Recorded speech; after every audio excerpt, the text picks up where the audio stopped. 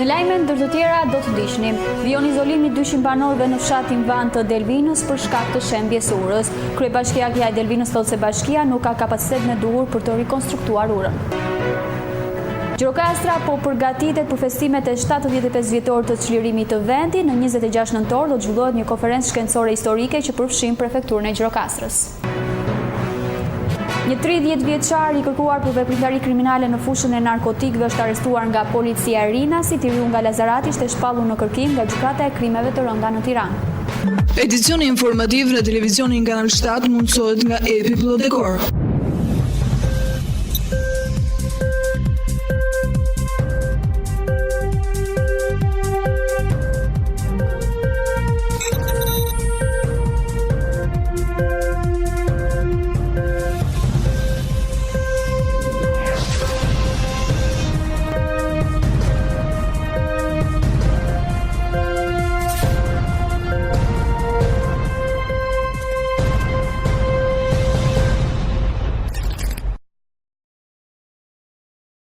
Ju përshëndes shikues të televizionit Kanal 7, jemi duke ndjekur edicionin informativ. Vion izolimi 200 banorëve në fshatin Van të Delvinës për shkak të shembjes së urës.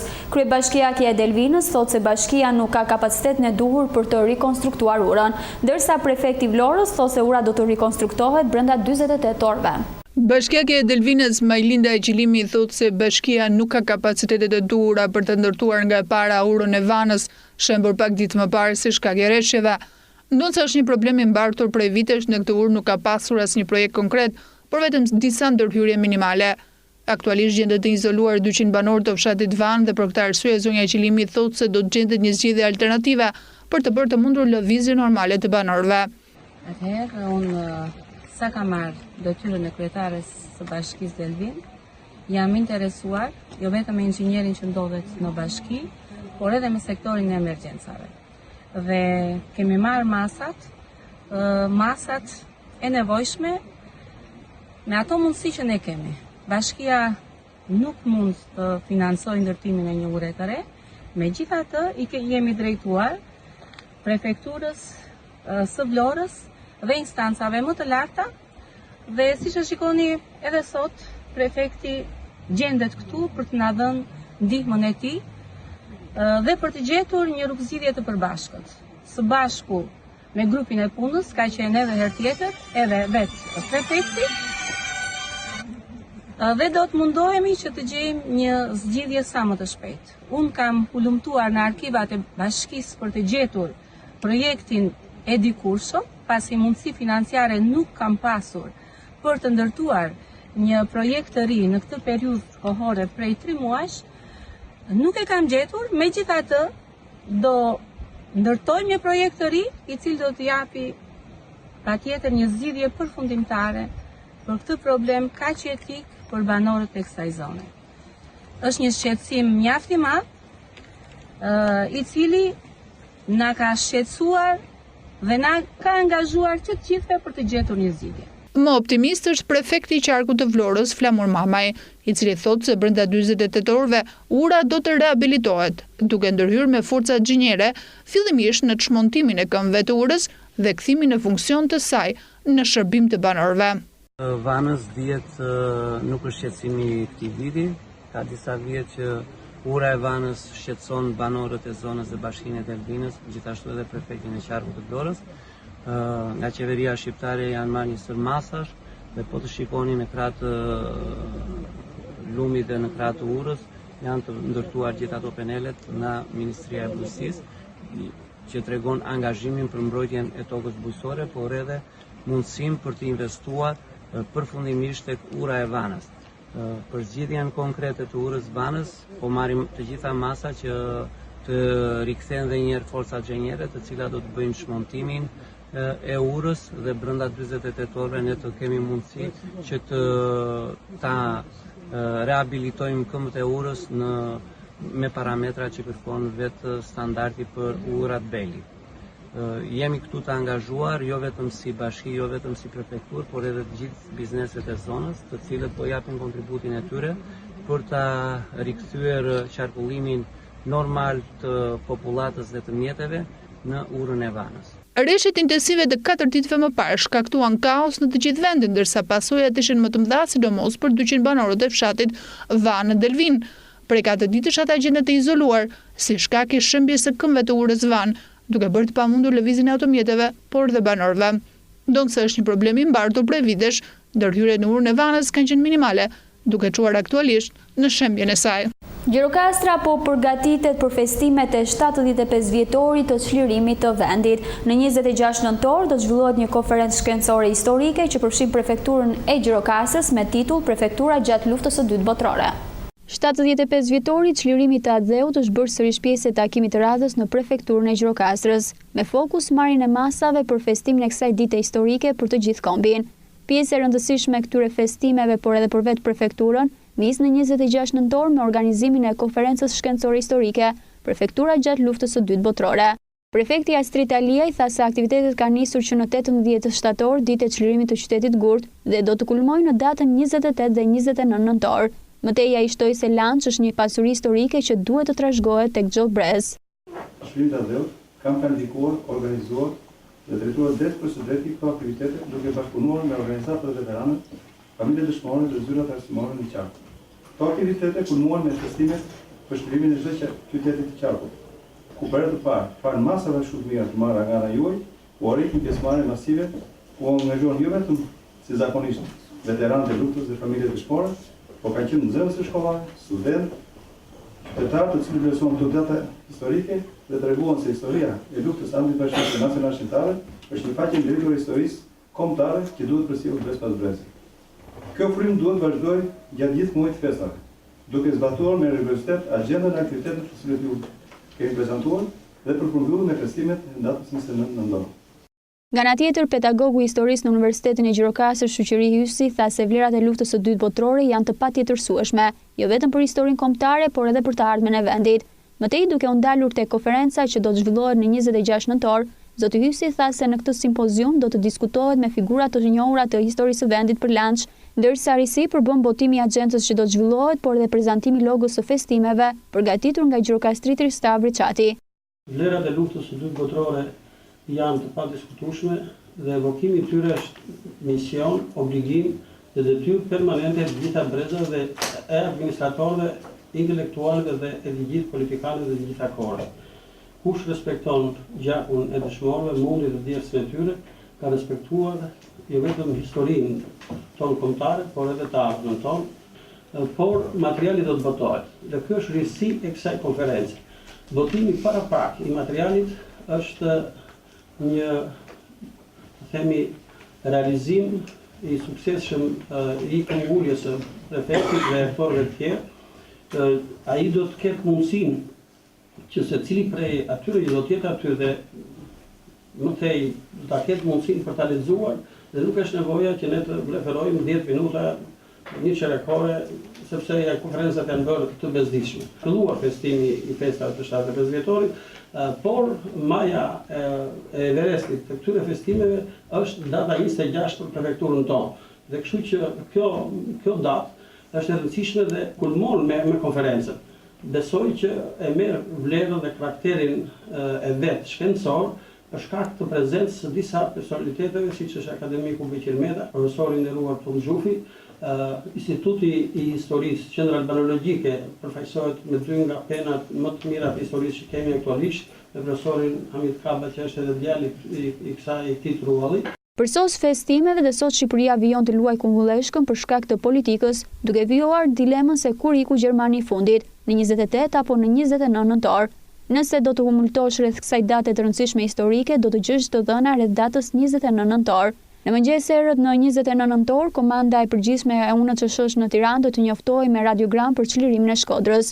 Njoftimin e shtabit të përgjithshëm e ka shpallur po atë ditë, më 29 nëntor, Nako Spiru, në një miting të rinisë antifashiste që mbahej në Tiranë dhe që transmetonte gjithashtu drejt për drejt Radio Tirana. Të nesërme më 30 nëntor, Komiteti Qarkor i Shkodrës do të shpërndante një trakt të posaçëm, në të cilën njoftonte çlirimin e Shkodrës dhe të gjithë Shqipërisë. Një 30 vjeçar i kërkuar për veprimtari kriminale në fushën e narkotikëve është arrestuar nga policia e Rinasit. I riu nga Lazarati ishte shpallur në kërkim nga gjykata e krimeve të rënda në Tiranë. Begj Ibrahimi, 30 vjeç, është arrestuar mbrëmjen e djeshme në Rinas pasi ishte shpallur në kërkim për prodhim dhe shitje lëna narkotike si pjesë e grupit të Lazaratit. Ai është ndaluar nga policia kufitare e Rinasit, e cila ka marrë informacione nga zyra e Interpol Tirana se Ibrahimi po vinte me avion nga Belgjika drejt Rinasit, ku mund të prezantojë me dokumenta false. Arrestimi i tij është bërë në momentin e zbritjes nga avioni. Dhe ti gjykata e krimeve të rënda në Tiranë dhe gjykata e shkallës së parë Lushnjë kanë caktuar masën e sigurisë arrest me burg për veprim penale prodhim dhe shitje të narkotikëve. Shkëmbimi informacion mes Interpol Tirana dhe policisë belge çon në pranga një 30 vjeçar të kërkuar për veprim kriminal në fushën e narkotikëve. Në orët e mbrëmjes, policia kufitare e Rinës pas informacion të marrë nga zyra qendrore Interpol Tirana se një kërkuar për veprime kriminale në fushën narkotike po vinte me avion nga Belgjika për në Rinas dhe aty mund të prezantojmë dokumente falsifikuar. Me njëherë momentin e zbritjes nga avioni, bëri arrestim në me inicialet BB 30 vjeç lindur në Gjirokaster. Ky shteti është shpallur në kërkim në bazë të vendimit penal numër 269 datë 5/6/2015 të gjykatës së krimeve të rënda, e cila kishte caktuar masën e sigurisë arrest me burg për veprim penale, prodhim dhe shitje narkotikëve kryer në bashkëpunim. Po ashtu, po për këtë shtet as gjykata e shkallës së parë Lushnjë ka caktuar masën e sigurisë arrest me burg për veprim penale, prodhim dhe shitje narkotikëve, njofton policia. Vrasjet në Shqipëri mbeten në nivele të larta, duke u renditur të 50 në euro për normën e vrasjeve për 100.000 banor. Sipas të dhënave të publikuara nga Instat për 2 vitet të fundit, norma e vrasjeve për 100.000 banor ishte 1.8, ndër më të lartat krahasuar me vendet e Bashkimit Evropian. 68 persona humbën jetën në vend në vitin 2018 dhe po aq ishin dhe në 2017. Thuajse çdo 5 ditë në Shqipëri në vitin 2018 është kryer vepër penale e vrasjes. Numri i vrasjes me dashje shënoi rënje në raport me 2016, kur si pasojë e kësaj vepre penale, numri i vrasjeve arriti 99, ku thuajse në çdo 4 ditë një shqiptar humbi jetën. Krahasuar me vendet anëtare të BE-s, Shqipëria renditet krahas vendeve me normën më të lartë. Rekordin Bashkimin Evropian e mbajnë vendet balltike. Në Letoni norma e vrasjeve për 100.000 banor është 5.6, ndjekur nga Lituania me 4 vrasje për 100.000 banor dhe Estonia 2.2 vrasje për 100.000 banor. Edhe shteti qyllor i Maltës kishte një normë të lartë të vrasjeve. Referuar për llogaritjeve të Eurostat, numri i vrasjeve atje për 100.000 banor ishte 2.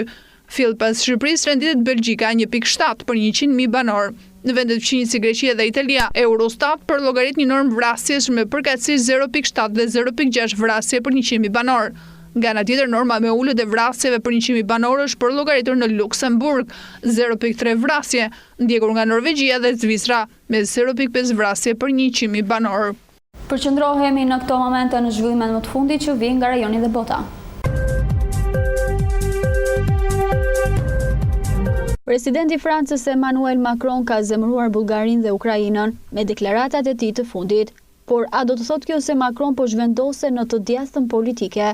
Kur presidenti i Francës Emmanuel Macron i dha një intervistë revistës së djathtë konservatore Veldurs Actuals dhe flet për migracionin, atëherë me siguri që ka edhe ndonjë qëllim politik mbrapa.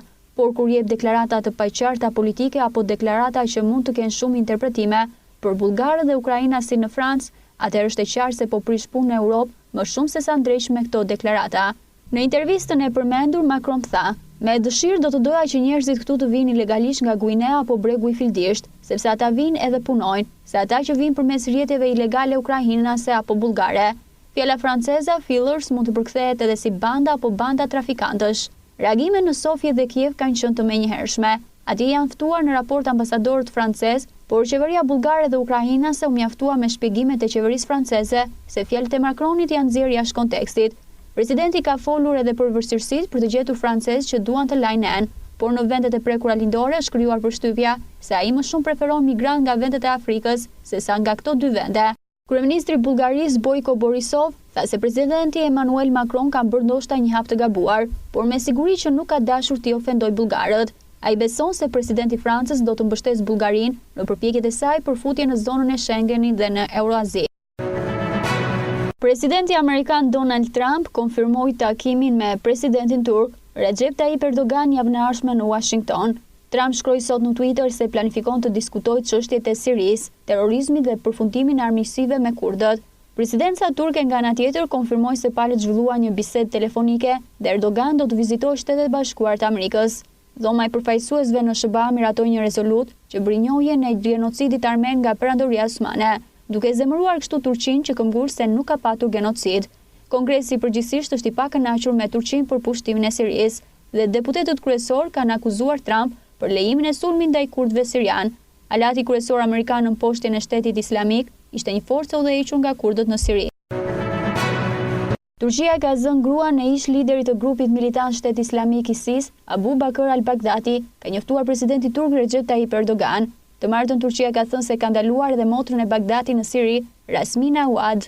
Shtetet e Bashkuara të Amerikës kanë thënë se Bagdati ka vrarë veten në tunel. Ata kanë nisur këtë fushat të komunikimit, ka thënë Erdogan, duke ju referuar detajeve të bastisjes të bëra publike nga zyrtar amerikan. Mirë po unë po e bëj publike këtu për herë të parë. Ne kemi zënë gruan e tij dhe nuk e kemi diskutuar këtë gjë sikurse ata. Gjashëm ne kemi zënë edhe motrën dhe dhëndrin e tij në Siri, kanë thënë mes të tjerash Erdogan. Ish lideri i ISIS-it ka kryer vetvrasje gjatë bastisjes së forcave speciale amerikane në vendbanimin e tij në veri perëndim të Sirisë muajin e kaluar. Vdekja e tij është konsideruar fitore për presidentin amerikan Donald Trump, mirë po kritikët argumentojnë se ISIS vazhdon të përbëjë kërcënim për sigurinë në Siri dhe vende të tjera. Javën e kaluar, grupi ekstremist Shteti Islamik ka konfirmuar vdekjen e Bagdatit dhe ka emëruar Abu Ibrahim al-Shahemi al-Shurashi si lider të ri. Ka nisur zyrtarisht fushata elektorale në Mbretërinë e Bashkuar për zgjedhjet e parakohshme të 12 dhjetorit. Johnson u bëri thirrje qytetarëve që të mbështesin Partinë Konservatore dhe planin e tij e paraqiti si të vetmin opsion për divorcin nga Bashkimi Evropian. Nga ana tjetër, edhe lideri i opozitës laburiste Jeremy Corbyn prezantoi planin e tij për Brexit.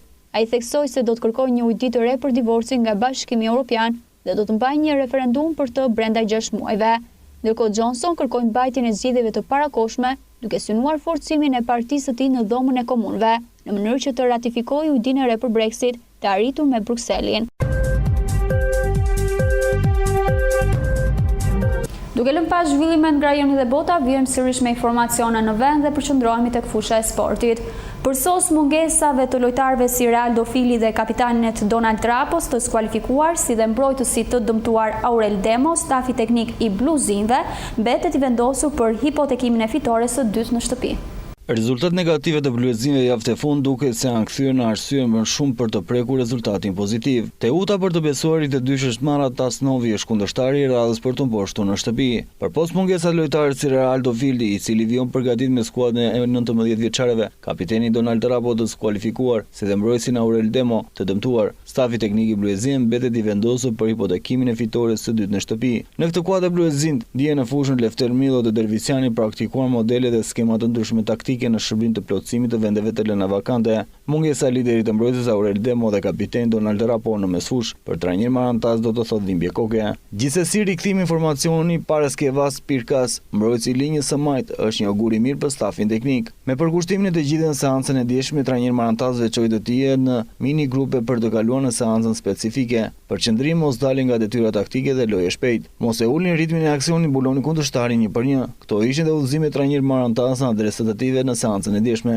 Mungesa e kapitenit Donald Trapo dhe Aurel Demos mbeten ekuacion për të zgjidhur, dhe pse alternativat nuk mungojnë. Nisur nga gjendja fizike e bluezinëve, Marantas ka kohën e duhur për të formatuar një mëdhjetën ideale për të sfiduar Teutën. Edhe pse tifo grupi i shqiponjat bluezi i përket arkivës në qytetin e Gurt, dëshpërimi i rezultateve negative të luftarit ka prekur ju pak ndjenjat e fanatikëve. Do të jemi në krah të skuadrës dhe këtë ndeshje nëse na zgënjen edhe këtë herë jemi detyruar të braktisim skuadrën, thon tifozët. Janë fjalë zemër dhe shpirti të thëna nga i grup sportash bluezinj. Vijojmë këto momente me parashkimin e motit, ku grafika na prezanton parashkimin e motit për ditët në vijim.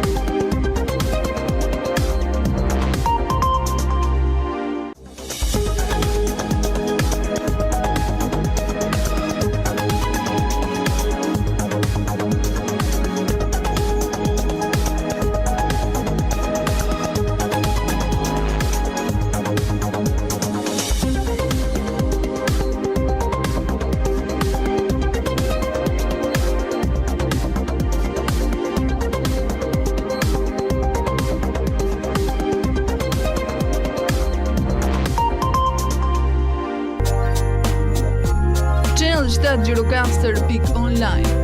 Faqja e zërit ton të përbashkët. Mjefton një klik dhe aty do të gjeni lajmin që ju kërkoni.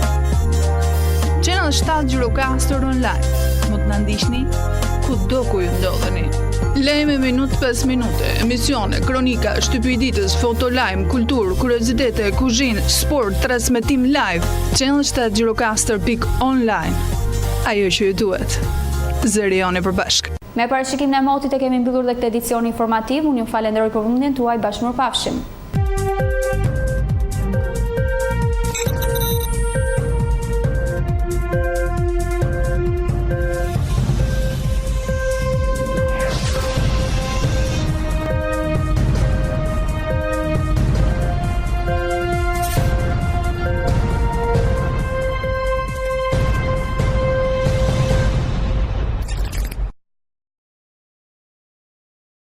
Edicioni informativ në televizionin Kanal 7 mundësohet nga epi Plot Dekor.